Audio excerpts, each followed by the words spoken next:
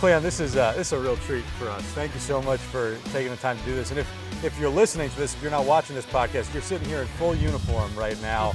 So what's it like after all this time to get back into the full Mets uniform? Well, I'm in full uniform, and as long as I'm sitting down here, I feel like I'm 17, 18 years of age. But once I stand up, I'm again 75. This is 50 years since 1969. Does it feel like it's been that long? Can you believe it? No, I keep saying the same thing over and over again. Time flies, and like Mickey Mantle said years ago, had I known I was going to live as long as this, I would have taken better care of myself. But it doesn't seem, it seems like yesterday, because when I wake up in the morning, first thing I open my eyes, I can see myself catching the last out. And memories like that, they're always fresh. They never get stale, and you'll never fall away from those memories, because it was the highlight of your life. Winning the World Series, the highlight of my life. Well, it wasn't one or two. My kids and my wife had to be not 1 and 2, but it was right up there with that, and having the pleasure of making the last catch or the last out. And I'm gonna say the last catch, because there were 2 great catches in that ball game, Swoboda and AG. AG, I've seen him make those catches before. Swoboda, that was the first time I was gonna say, how shocked were you out there? Well, he actually, but I saw him try to make that catch 1,000 times, but he never came up with it. When I was in center field and he was in right field, I ended up running to the wall to retrieve the ball. But he finally made that catch on the biggest stage in baseball, the World Series, and he made it so gracefully that he had the presence of mind to roll over, jump up, and throw a strike to home plate. But even with all of that, I said to the both of them, my catch was the greatest of all. My catch ended the game. Yeah. And Yogi said it best, it's not over until it's over. That's right. And it was over when you caught that ball. It was over. What did it feel like? You guys were underdogs. You were with the Mets for a while before 1969. You were there for a lot of the losing years. So did it feel to you like this was an underdog story, that you guys were David against Goliath when it came to the Orioles? Well, it was an underdog's year. And when you finish last, and now you're first as it relates to winning the championship in the National League and beating a good team with the Braves, probably had 5 or 6 the best hitters in baseball on that team, and we were able to beat them. We beat the Braves, but we didn't beat Hank Aaron. Hank got his hits, and he had a good series, but we were able to beat the Braves. But we never felt like underdogs, because by the end of August, we thought we were the best team in baseball. That's the way we talk, that's the way we act, and that's the way we presented ourselves as a team. And it was all because of Gil Hodges. He instilled that winning attitude in all of us, and I tell everybody, anywhere, that he would have been a Hall of Fame manager had he lived. Having said that, if not for Gil Hodges, we wouldn't be talking about the 1969 Mets, because he prepared us from day one. Spring training, the first day in spring training, he said to this group, "You're a lot better than what you think you are," and it would be proven throughout the season. And sure enough, we proved it, especially after July. Did you guys believe him when he said that initially? Hell no. We all looked around at each other and said, what in the hell is he talking about? He was here last year, we finished last. Was there a moment that stood out that proved it, that proved that he was right? Yeah. Before you caught that ball in Game 5 of the World Series? Yeah, before it was all over, yeah. That were times when we knew we could match up any pitching staff in the league. We knew that in June. But we wasn't the best hitting team in June because we were kind of weak against left-handers. But when we got Clendenin, that changed everything. So we was already a team with great pitching arms, not great pitchers at the time. Seaver was a great pitcher at that time. Kuzma was right there. But we didn't know what Gentry would do. We thought Nolan would be fantastic. He had a Hall of Fame arm. And McGraw, potentially we could match up with anybody on the mound. But the Cubs had a better lineup. The Cardinals, Pittsburgh, you can go on and on and on. But Gil Hodges had a plan. We're going to scratch for runs, but we're not going to give up many runs. We're not going to beat ourselves defensively. We're going to make other folks beat us. And he preached that all the time. If you don't beat yourself, it's hard for the other team to beat you. And that was proven. We won a lot of one-run ball games. We was in every ball game practically until the 9th inning, and we had a chance to win. So by August, there was no contest. We felt like we were it. We were the real. You know, you personally had your best season ever that year. I mean, hit 340 that season, an All-Star. What for you was the difference that year? What allowed you to get to that level in '69? Well, I tell you what really happened to me in '68. I had a chance to hit 300 on the last day. I went 2 for 5, and I ended up hitting 298. And that's because in '68 I got off to a bad start. And I said to myself that I'm gonna work hard to get off to a good start. If I get to a good start, I know I can hit 300. And that's what I concentrated on it throughout spring training. And I was able to get off to a pretty good start. No doubt in my mind, I would have won a batting championship had I not cracked 2 ribs. And because when that happened, I wasn't just maintaining. I was around 350, but I was going up because I was having it my way. And when a hitter can go to the plate, and he's almost confident that he's going to have a good at bat, and that's where I felt. I felt it didn't matter who was pitching, Koufax, Gibson. I didn't care who was pitching, because I knew I was going to have good at bats. And when you concentrate on good at bats, especially 4 good at bats, you're gonna come up with hits. And but when I cracked those ribs, I was out for 3 weeks where I couldn't run, I couldn't throw, I couldn't do anything. All I could do was come to the ballpark and get treatment. And when I got back in the lineup, it took me a while to find it. I couldn't find it. As a matter of fact, I didn't find it, and I wasn't smart enough to go to the films. I was the only one at that time looking at film. Is that true? There was nobody on my ball club even thinking about looking at film. I was looking at film. See, we were filming pitches because we had all them great arms, but what I would do, I would get Joe to film me, so when I got into a rut, I could go back to the film and see what I was doing differently.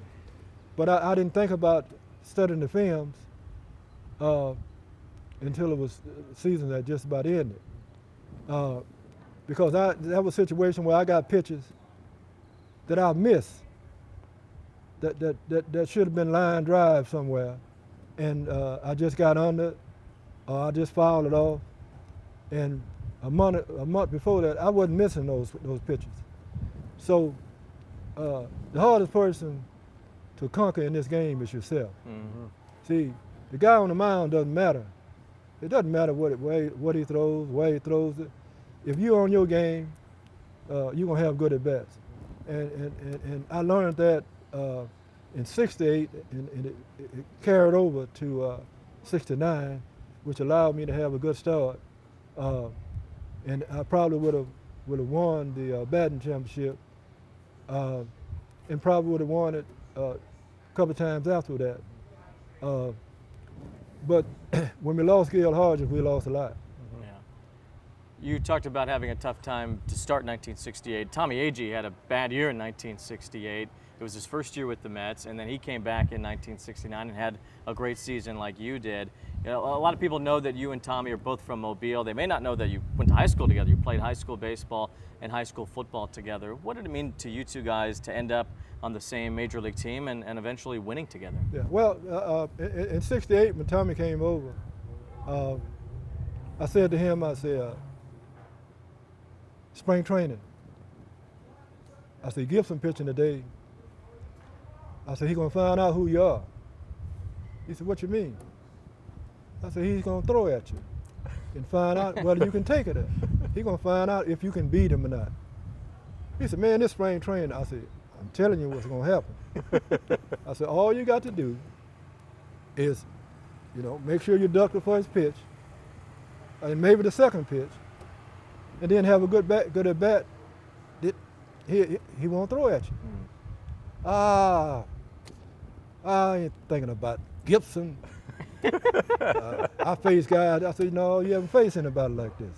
I said, there's nobody in the American League like that, like Gibson. So, first time up, bam! Gibson hit him in the head. He falls out. I run out there, and doctor asked him how many and all of that. You get it right? Nope. He said, I don't know what the hell you're talking about. I said, what the hell happened? I said, Excedrin headache number 45. Gibson number was 45. Yeah. So he they took him to get x-rays, and he was in the hospital. I went by to see him. In the newspaper in St. Pete, that's what it read the next day. Gibson, Agee, Excedrin headache, number 45. Bold print. All right, I show it to him. And he cussed me out. You From that day forward, he never got a hit off Gibson. Is that right? Never wanted to hit off Gibson. If we went in St. Louis and Gibson was pitching the first day, he was happy about that. He wanted to get Gibson out the way. 0 for 4, okay, go ahead. But after that, Carlton or everybody else that come behind, he had good at bats. But I said all that to say that in '68, that's the year I realized that I could be a 300 hitter. And we went home that year. Mobile, Hank, Billy, Tommy Aaron, Bolins, we all worked out together. Mm-hmm. And I knew Tommy when we played in high school together. I knew his swing. I knew what he did to get ready, and we worked on that. And when we came to spring training the next year, he was a different player. He had more confidence. He still didn't want to see Gibson, but but he had more confidence in his ability, because he was a great outfielder, and he played Shea center field better than anybody that ever played it, even Willie and Kirk Flood and all the good outfielders that played there. He played it better than any of them. And so we knew we had the best defensive catcher in baseball. Johnny Bench, I'm not slighting him. He's the best catcher in baseball, offensively and defensively. But Grody was number one defensively. And Buddy was great at shortstop. And then now you got Tommy in the outfield. He's great in center field. See, he was so good in center field. He helped out in left and right. So didn't put much pressure on me or Shams or Swoboda, you know, because he covered a lot of ground. So what most people don't realize is that we had a platoon system. We were being platoon and we didn't even know it. Yeah. Most of the team, right? That's right. Yeah, most See, of the team. the only 4 guys that knew they was going to be in the lineup were Grody, Harrison, AG, and myself. Everybody else platoon. And we won, and we were a good team with a platoon system. And oftentimes, Gil would let right-hander hit against right-handers, because if he need them in certain situations, you know, they would see it. They'd be able to see that. And he was preparing us and, to be a good team. We never even realized it. Why do you think that system worked so well for you guys, considering what you just said, where you didn't even know what platooning was at that point in time? Why were so many guys okay with splitting their time the way that team was? Yeah, but they weren't okay. They weren't satisfied. They wanted to play every day. Clendenin wanted to play every day. Cranepool wanted to play every day. All the guys wanted to play every day. But Gil Hodges was in control. And he had a 25-man roster that he wanted to use and to be at his disposal. Come, you know, whatever the situation was, you're going to fit in somewhere. And you got to be prepared. If you're going to pinch hit, when he calls you to pinch hit, you better be ready to go up there to pinch hit. Because in the next day, if you need a pinch hitter, you're not going to be used. So you at least got to go up and represent yourself and give a good at bat.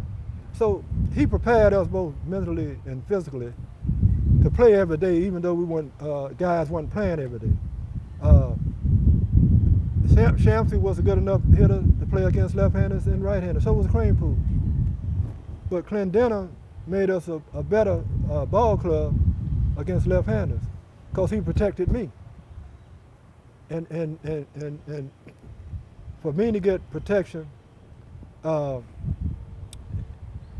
guy that's hitting 340, 350 at that time, people didn't have to nibble at me. They had to come right at me. So that allowed me a chance to get the pitches that I could drive, and he could drive us in. So but just like I said before, organizations win championships. See, the Mets went out and got AG, 68. They got Al Weiss. They got a few other guys. Now, complete the puzzle, they went and got Clendenin the next year. They knew what they needed. So Johnny Murphy and Gil Hodges went out and got them, and got those players. Oftentimes, the pieces of the puzzle might not come from your farm team because they're not ready. But they went out and got these 3 players, and they all made a difference, especially in the World Series. Look what Al Weiss did. He hit 2 home runs. Nobody expected Al to hit. But he was a good player. But he wasn't the kind of player that you wanted to play every day. All right. He was a good fielder, but he wasn't a Buddy Harrison. Nobody was as good as Buddy offensively during that time. I mean defensively in the league. Right. He could make all the plays and make all the throws. And we hear about maximizing roster space now. We hear about depth and using all your players. We hear that a lot with the Mets now. Gil Hodges even used 4 outfielders for the big sluggers in the league, something that seems very advanced for that time. Yeah. Why do you think Gil has not been put in the Hall of Fame yet, whether it's as a player or as a manager, and why does it seem like he hasn't gotten a lot of the credit that maybe he deserves? Well, he was first of all, he was a great ball player. Every first baseman wanted to be like Gil Hodges. All right. I think in 1955, well, he went 0 for forever in the World Series, and everybody looked down on him, but he was good all year. And had he hit 300 and went 10 for 22, he'll probably be in the Hall of Fame. Name me one first baseman better than Gil Hodges. It's hard to reach out. You know, you can go McCovey or maybe, but all around, even McCovey wasn't better. He was a good defensive player. He was a good offensive player. But Gil Hodges was an innovator, and I say that because he put me in some situations I really didn't like, but it was challenging. He used to bring me in from the outfield when there was a bunt situation with a pitcher. Bring me in between first base and the pitcher's mound to make the plays. And I blame that on myself because I used to like to get in the infield and let the coaches hit ground balls to me, both on first base, second base, and they thought I had pretty good hands. Yeah. And I was sorry many times that I did that. If they wouldn't have known, you wouldn't have known. But he brought me in occasionally, and occasionally I'd be between the pitcher's mound and first base, and a pitcher would take a big swing. Yeah. You know, but he could have lucked up, right, and made contact, and that'd have made me fall out with Gil Hodges. But luckily that didn't happen, and I got lucky to make a couple plays in doing so. And Gil was one of my favorite people because he was a manager that covered all the bases. You know, he didn't close the barn door when the horse was out and gone. He was always 2 or 3 steps ahead of the game. And when we went out to the mound to get a pitch out, you couldn't talk him out of it. He had made his mind up when he went to the mound. Yeah. And I know you said there was a misunderstanding too, publicly, about what happened that one time that he took you out of the game in 69. When he walked out on the field, and it got me because we had a conversation in Montreal, and like I said, I was swinging the bat so good, I didn't want to come out of the lineup because I was really contributing to the team. And what I said to him is, as long as I'm not hurting the team, well, I can't move at all. I want to stay in the lineup. So he said, okay. I can go along with that. So this particular, we were playing Houston, and they were kicking our tails, man. They were putting an old country whooping on us. And it had rained pretty much the day before. The field was wet, and I'm in left field, and Johnny Edwards, he's a left-handed hitter. He's about 6'2". We call him a punch and Judy hitter, but he was big enough. Sometimes he made good contact, so you had to play him decently. But we played him round to the left. So when Gil walked out of the dugout, I thought he was coming to take the pitch out because, like I said, we were getting our tails kicked, and he passed the pitcher's mound. So I thought, oh, he's going to see Buddy.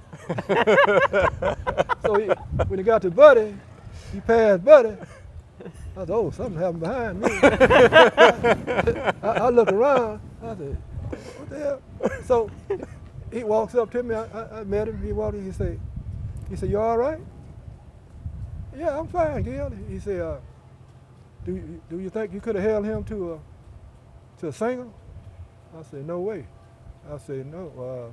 I said, Gil, look down. He looked down. His feet on the water. Mine's on the water. You know, and Shea held, held water. So trouble. So he said, that's right. He said, you know what? He said, you got the bad ankle. He said, I just wondered why, you know. He said, normally you would have got over there and you would have held him to a single. I said, no way, Gil. I said, that's a double in anybody's ballpark. Right. He said, but you know, you got the bad ankle.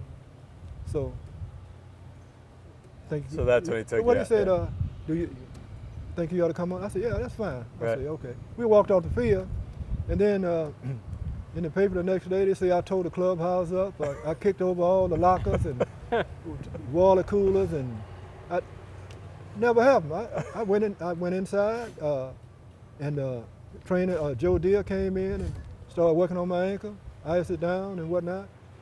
And then the next day in the paper, oh man, Jones did this. So somebody said, did you read the paper?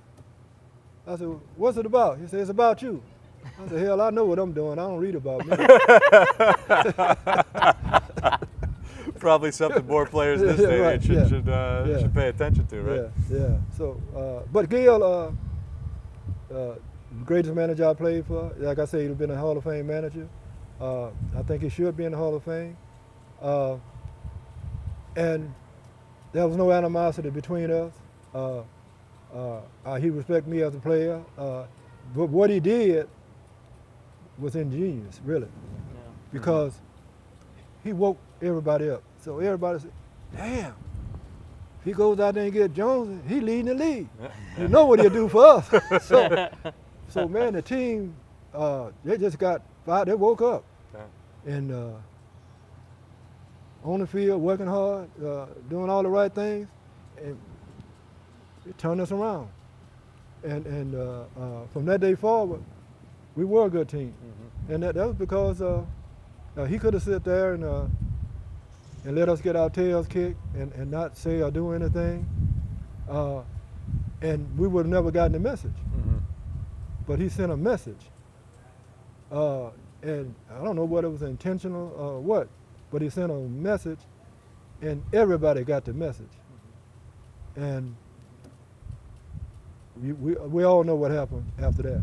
We became a good team. How'd you guys come together so much at the end? The great 49-game stretch to win the division in a landslide, as it turned out, scoring 27 runs against the Braves in the NLCS in 3 games, and then beating up the Orioles the way you did. What sparked that whole run?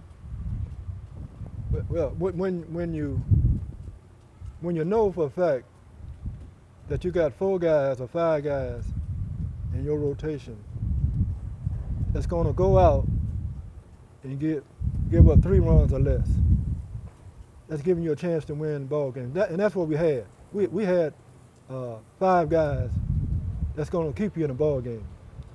And we knew that we had with the Braves. Let's look at the Braves. Braves didn't have anyone that you didn't want to face on that pitching staff. Phil, and if he had Phil was their ace. Yeah. If he had a good knuckleball, it still wasn't the greatest knuckleball. You know, he's gonna throw balls and have to come to you with a fastball, and you just have to be ready for it. So we knew that if we manufactured any runs, so there was no pressure for us to manufacture runs.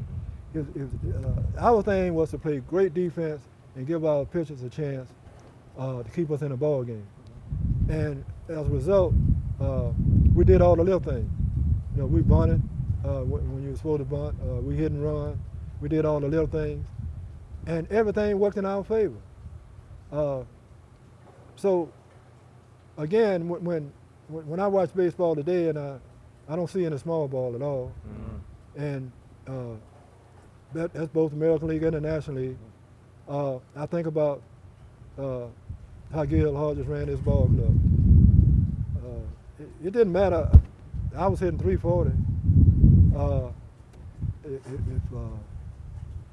If AG got on and somebody else got on, I was bunting to move those runners over. Maybe not in the first inning, but after that, I'm bunting. And then if Cranepool, same situation have, he's bunting. He's 4th hitter, Clendenin. He plays small ball. And when you play small ball, you put pressure on the other team because they got to handle the ball. And that's when mistakes are made. When you got to make perfect throws, when there's a good bunt, when you have to cover the right bases and do all those things, people make mistakes. And that allows you to manufacture runs. So we did all, you know, I tell everybody this. When in '69, it was late in '69 before Gil Hodges would let me hit 3-0. If I got 3 balls, anybody got 3 balls, no strike, you were taking one. And I went to him and I said, Gil, let me hit 3-0 once in a while. and he laughed. He laughed. He said, oh, I will. He said, I see you can handle it now. He said, and I will. But that's the kind of manager he was, and you soon learned that he was in charge. And I mean in charge, and everybody knew that, respect that, and they moved forward with that. Cleon, I want to do one more on 69, unless do you have any more? no, okay, so ahead. one more on 69, and we want to get to just some of your great work too with your hometown in Mobile, Alabama right now. But I want to go back to where we kind of started with you and that final catch. In that moment, do you remember precisely what you're thinking when that ball gets hit to you and you realize in that split second what you're about to do? And then also right after that, I know that you didn't have exactly a clear path to get back to the clubhouse because the fans rushed the field the way they did. No path. Yeah. When I mean, it's the ninth inning, and it's 2 outs, and David Johnson is at the bat. Every good player wants the ball. You want the ball hit to you. You're saying, hit it to me. You want it. And at that moment, I was saying, we want to get out, but hit it my way. I know I can make the play. If you hit it anywhere in the ballpark, I can make the play, because normally you play a little bit deeper in that situation, so no ball can hit it inside the fence without you catching it for a double. You play a little deeper. So I'm a little deeper. And when Kuzma made the pitch, I took one step back and I realized the ball was in front of me. And when I camped on the ball, all I'm saying, it took like 2 years for the ball to come down. I'm saying, come on down, baby, come on down. Come on down, baby, come on. Like it was never going to end. And I caught the ball and I kneeled and said, thank God. When I looked to the right field bullpen, Swoboda and AG gone. So evidently they left before I caught the ball. I said, damn, they had a lot of confidence in me, you know. So I'm running towards right field now, and I see the gates closed. Here come the crowd. They're coming on the field. I turn around, go back to left field because it's the shortest distance. I had to jump over the fence to come down the hallway to get to the clubhouse. But that was great because about a half hour later, Rod Gaspar came into the clubhouse. No hat, no shoes, no gloves. They had torn his uniform off, torn all of his clothes off. Oh my gosh. And he had just his underwear and whatnot on, where the fans had ripped everything off. I don't know how he got. I guess he was in awe of what was happening, so he wanted to see everything take place. That's the wrong thing to do with that mob. So I asked the guys. I said, "What happened? You knew I was supposed to." He said, "Oh man, we forgot." With AG and Swoboda, and they're in the clubhouse when I get there. But it's a great season. But it wasn't just a great season for the Met organization. It's a great season for New Yorkers. The Jets winning, the Knicks winning. All against Baltimore teams too, right? That's right. But not only that, you know, you got Vietnam going on, walking on the moon, moon on the land, all of that's going on, and people are talking about, and a lot of folks worried about all of that, and here we come, winning the world championship, and you see little kids in the parking lots and little ball field hollering, "I'm Tommy A.G., I'm Cleon Jones, I'm Tom Seaver." Before that day, you couldn't hear that. They was talking about Mickey Mantle and Joe DiMaggio, and we had kind of flipped the script. They were talking about Met players. Amazing. I'm sure a lot of people don't know the rich history of baseball in Mobile, Alabama. You and AG are from there, but Amos Otis is from there. Hank Aaron, Willie McCovey, Billy Williams, Satchel Paige. We can go on and on with the people that are from Mobile and that path to the big leagues for you. You're doing a lot of work now in your hometown, in your home area, to try to rebuild a section in Mobile called Africatown and to just enrich that tradition in that neighborhood again. What has put this in your heart to work with your wife every day and try to rebuild this area? Well, we come from Africatown. At least I do. My wife comes from Whistler, which is 3 miles away. Billy Williams, my wife, are cousins. They come from the same little home, but we all went to the same high school. And as I said before, it's an underserved area, and what we've always thought that we could go back home and make a difference. And since for 30 years now, it all seemed as if this just started last year or year before. But if you know the saga of Africatown, which is where the last slave ship docked, and the people, the cargo stayed, was in Africatown. The Amistad, with that group, they went back to their native country.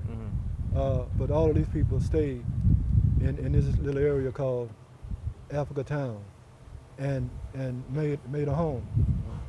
And that's where I grew up.